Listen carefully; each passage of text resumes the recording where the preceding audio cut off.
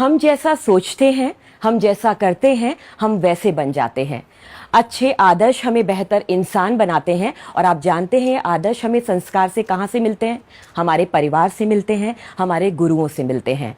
और इस आदर्श की और संस्कार की परंपरा कई दशकों से चली आ रही है। एक ऐसा परिवार है, और ये विषय बहुत गंभीर भी है और संजीदा भी है, क्योंकि इस विषय पे अभी पूरे ब्रह्मांड की धुरी है।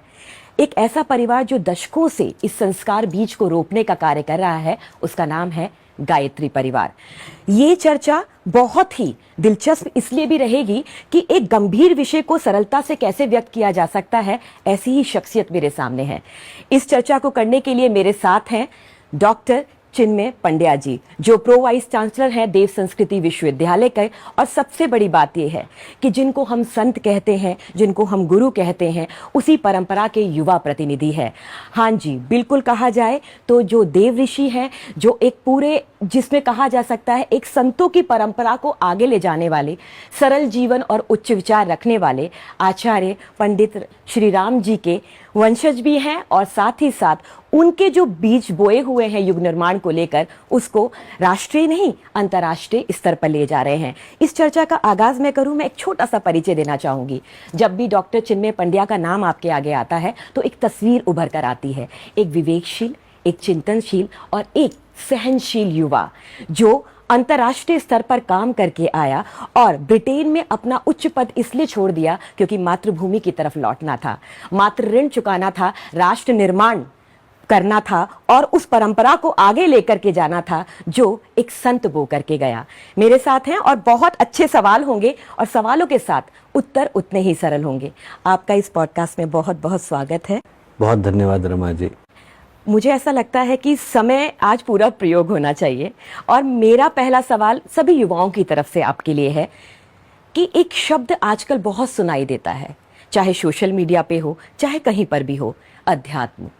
आज के युग में, आज के समय में आपके लिए अध्यात्म की सत्यनिष्ठ परिभाषा क्या है?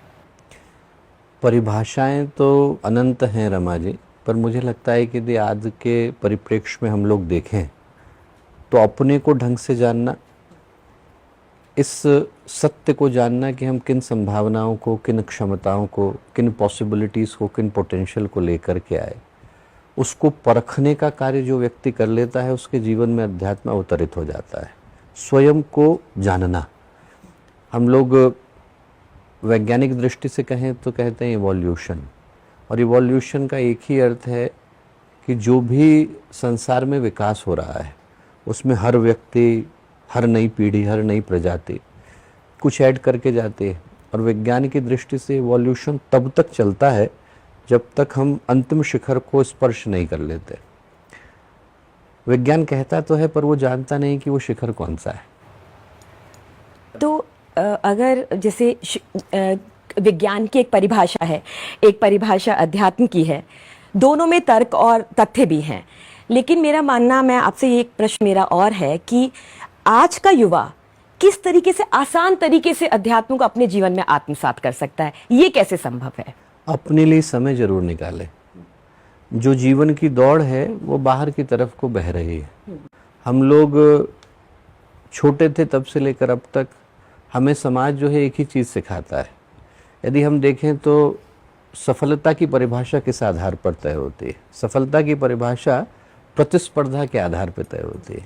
आपके पास घर है इतना काफ़ी नहीं है, दूसरों से बड़ा होना चाहिए। पैसा है इतना काफ़ी नहीं है, दूसरों से ज़्यादा होनी चाहिए। नौकरी है इतना काफ़ी नहीं है, दूसरों से बेहतर होनी चाहिए।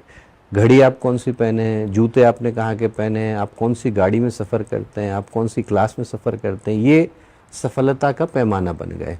और ये सारी की सारी दौड़ें हमें हमारे केंद्र से बाहर की ओर लेकर के जाते हैं। अपने को जाने बगैर व्यक्ति संसार से वापस लौट जाता है। इससे बढ़कर के दुर्भाग्य क्या हो सकता है? यदि हम लोग सोचें, देखें तो मेरे ख्याल से जो सबसे ज़्यादा मूल्य का है कि हमने सब कुछ जाना, और यदि अपने को ही जानने से चूक गए तो जो जाना वो व्यर्थ ही है, उसका मूल्य कुछ भी नहीं।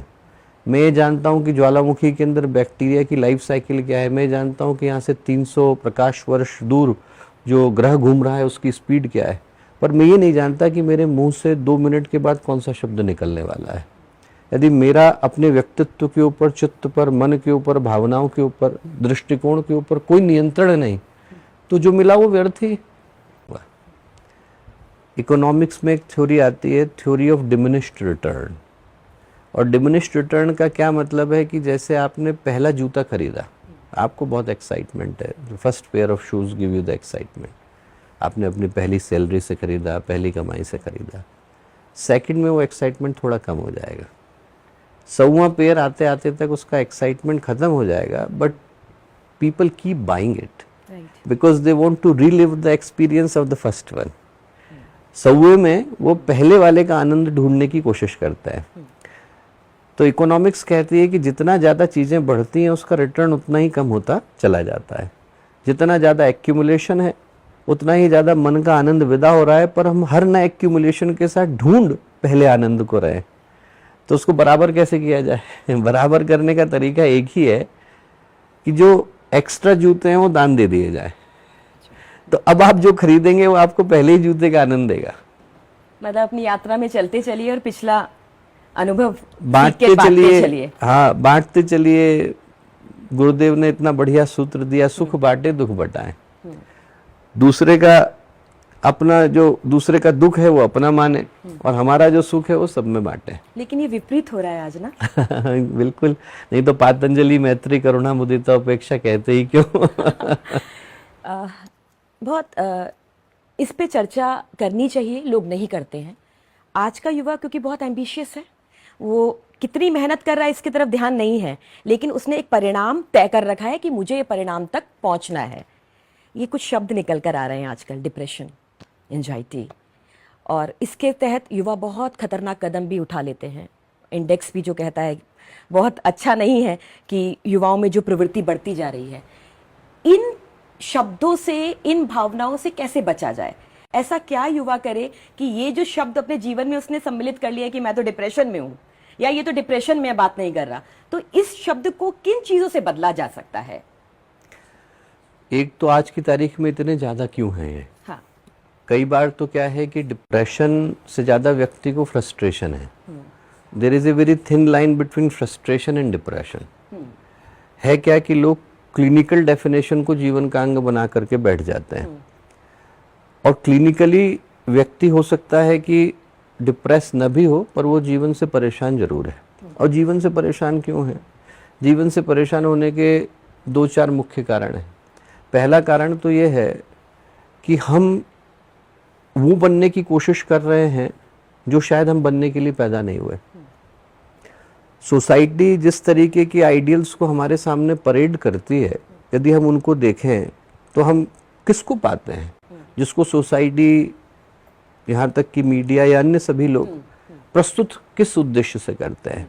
किसके पास पैसा ज़्यादा है, वो इस दृष्टि से दिखाते हैं कि शायद उसको देख करके व्यक्ति के मन में शांति आए। पर किसी ने उससे पूछा कि क्या उसके मन में शांति थी?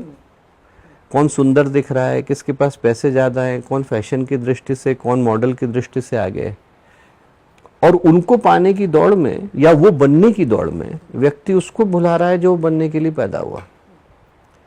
किसी को, एक फूल को नहीं बताना पड़ता कि आप फूल बने, इंसान को बताना पड़ता है कि आप इंसान बने, क्योंकि हम वो बनना भूलते चले जा रहे हैं जो बनने के लिए पैदा हुए। हमारा जो अपना नैसर्गिक सौंदर्य था वो अभिव्यक्त नहीं हो पाता। तो ऐसे में बिना डिप्रेशन लिए और बिना फ्रस्ट्रेशन लिए इसके अलावा और मेरी जिंदगी का उद्देश्य क्या रह जाएगा? क्योंकि मैं वो कभी बन नहीं सकता। मेरी संभावना यहाँ है, क्षमता यहाँ है, दोनों के मध्य का जो असामंजस्य है वो मन में सिर्फ तकलीफें ही देता है। करने की क्या आवश्यकता है, जो आपने पूछा, मुझे लगता है करने की दृष्टि से एक ही चीज को करने की आवश्यकता है कि पहले अपने जीवन को अच्छे से समझने की आवश्यकता है। एक मोबाइल भी हम खरीदते हैं तो टर्म्स एंड कंडीशन देख के खरीदते हैं। आजकल तो सब्जी भी बिना टर्म एंड कंडीशन के नहीं मिलती। तो व्यक्ति पूरा जीवन जी जाए और अपने विषय में बिना जाने जी जाए, इससे बढ़ करके दुर्भाग्य क्या होगा? जहाँ हैं वहां पर थोड़ी देर ठहर कर अपने आप को अच्छे से जानने का प्रयत्न करें। तभी तो आप देखिए लोगों की आंखों में झांक करके